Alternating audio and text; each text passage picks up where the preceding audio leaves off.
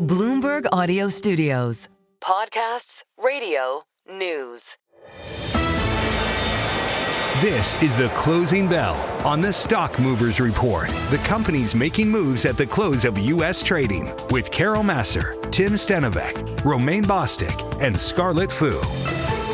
To some of the individual gainers as we wait for earnings to cross among some companies, including NVIDIA. Hey, Abercrombie & Fitch, definitely a standout, 36% at its intraday high, finishing the day with about a 15% gain. First quarter comp sales and adjusted EPS did top consensus estimates. Hollister. I know. Well, Tim's been shopping there. I don't know about you, but I'm too old for Hollister. No, I'm too old for Hollister. I was told by Mary Ross Gilbert this was a Gen Z. Hollister's Gen Z.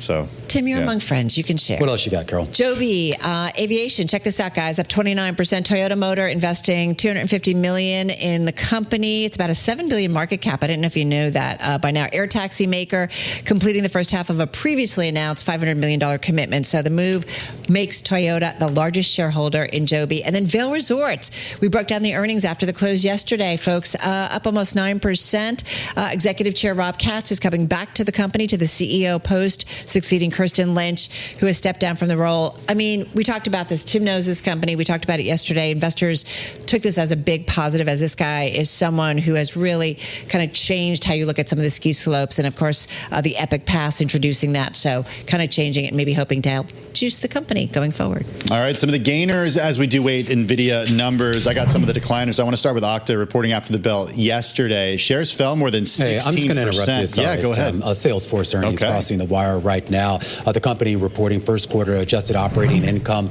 in line with estimates, about $3.17 billion. Sales overall, 2.13. The street on average was looking for 2.16. So a modest miss on the headline sales number. Revenue still was up about 7.6% in the period. Adjusted EPS, $2.58 a share. That is a modest beat. The street was looking for about, I'm not sure what the comparison is with the street, but it's reported $2.44 in the year ago period. Here's your forecast going forward. The company says that for the full year, it does see revenue of $41 to $41.3 billion. That's above its previous guidance of $40.5 to $40.9. So a modest bump up in its full year revenue forecast here. The company also saying that it sees no impact to its full year guidance with regards to that Informatica deal, which of course we reported a couple of days ago. Yeah, shares to the upside right now by about 4%, bouncing around a little bit. Mark Benioff, chair and CEO, saying, quote, "We built a deeply unified enterprise AI platform with agents, data apps, and a metadata platform that's unmatched in the industry."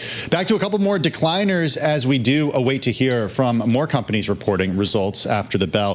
Okta falling 16%. Stellantis also falling today, down 3%. The company did come out and name Antonio Filosa as its new CEO. Antonio Filosa, a company veteran with U.S. experience. The attempt here will be to reverse the company's slump in the U.S. market due to an aging lineup, model delays, and pricing blunders. Bernstein said that there was some disappointment, likely some disappointment, that the board did not choose an outsider, though Filosa is still seen as a, quote, safe pair of hands. And finally, GameStop falling by about 11% today. The company did announce that it bought more than 4,700 Bitcoin. It's the video game seller's first Bitcoin purchase after announcing in March that it plans to become a treasury reserve asset, a cryptocurrency treasury reserve asset, following the model set out by Michael Saylor over at the company formerly known as MicroStrategy. Such a head scratcher. Real quick check-in on the bond market, guys. We saw selling pretty much across the curve, but pretty tame. The 5-year auction went down with not a lot of fanfare.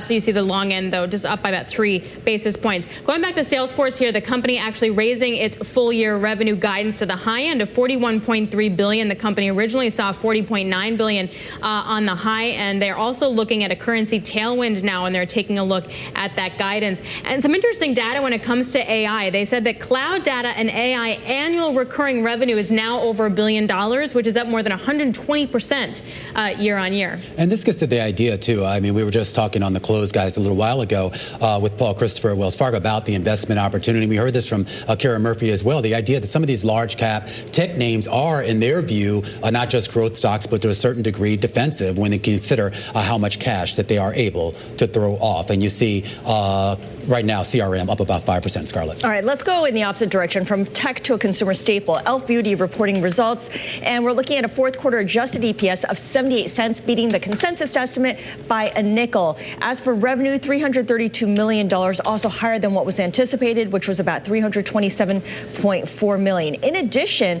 Elf Beauty buying Rode in a $1 billion deal. It's a definitive pact to buy Rode, and we'll try to get you more details on this, but for now, making a big M&A announcement in addition to beating estimates. That's Hailey Bieber, right? That's Hailey Bieber, and I think it had been being shopped around a little bit, so interesting to see that they picked it up, right? And this is what we see with the major makeup companies, right?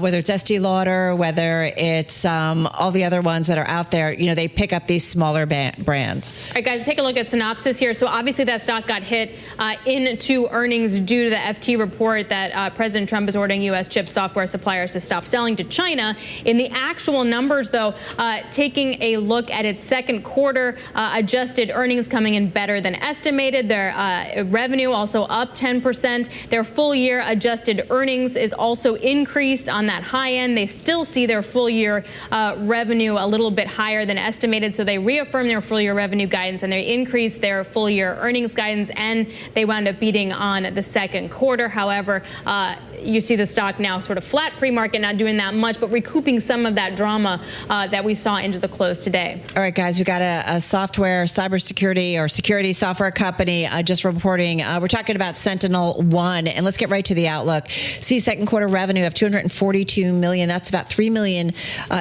light. The estimate on the street was $245 million. Also talking about fiscal year revenue forecast, $996 million to $1 billion. It had seen numbers above that of $1.01 billion. So again, that one was a bit of a miss. It also approved a $200 million share buyback program, but you can see investors not too impressed, folks. The stock is down 9% here in the aftermarket. All right, let's talk life sciences. Agilent, of course, makes equipment for the biotech and life sciences industry, as well as a lot of the ingredients that go into pharmaceuticals. Net revenue coming in at a beat, $1.67 billion. The street was looking for $1.63. Adjusted EPS also beating $1.31. The street was looking for $1.27. Here's your guidance for the full year.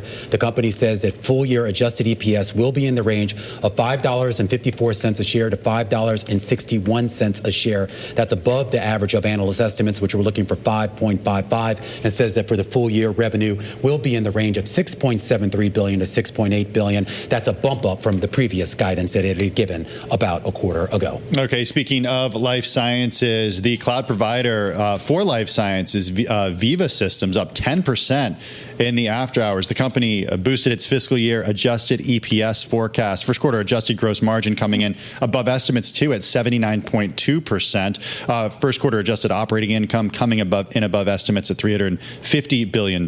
First quarter adjusted gross profit also beating expectations at $600.8 million. The company does see second quarter revenue coming in at between $766 million to $769 million, beating estimates of $750.8 million. Shares higher by about 11% as we speak. Meanwhile, a smaller AI company, C3 AI, is out with its results. And the headline here is actually an expansion of a partnership that it's had with Baker Hughes. They're expanding that joint venture through June of 2028. The company also reporting earnings. It looks like they're beating on both the top and the bottom line. Those shares up about 15% in the after hours trade.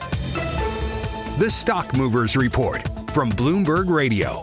Check back with us throughout the day for the latest roundup of companies making news on Wall Street. And for the latest market-moving headlines, listen to Bloomberg Radio live. Catch us on YouTube, Bloomberg.com, and on Apple CarPlay and Android Auto with the Bloomberg Business app.